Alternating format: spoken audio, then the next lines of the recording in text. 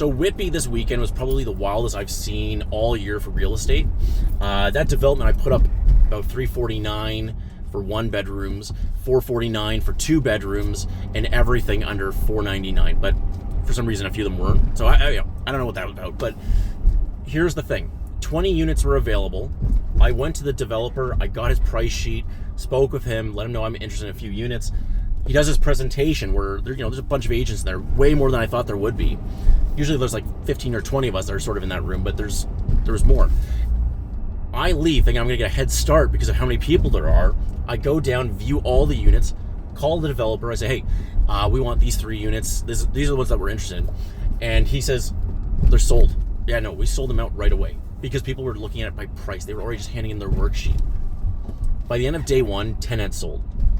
By the end of day 2, 7 had sold. Day 3, all 20 had sold. So that's how wild this proposition was back to buyers, back to the market. And again, there's only select few, right? It's not 70,000 agents who are looking at this opportunity. It's not even 1,000 agents that are looking at this opportunity, right? It's like very seldom few, but it's sold out in 3 days. And that's because the prices made sense. Now, how do you know the prices make sense? I'm going to paint this for you really easily, okay? So the data, it shows us basically what happens all year, average price, how many sales, etc. Whitby had an average price for sales to year to date, of about $560,000. Okay, so every single unit was under the average. Every single unit. Some of these were 1,000 square feet, brand new. Okay, no development fees or anything. So all 20 of them were under the average. The lowest price, I believe, was $423 in October, $397 all year to date. And so $397 is the lowest. 4 of these units, from $349 to $400, were available, basically lower than the lowest. So why did the developer do that? Is it like a lemon? What's the reason?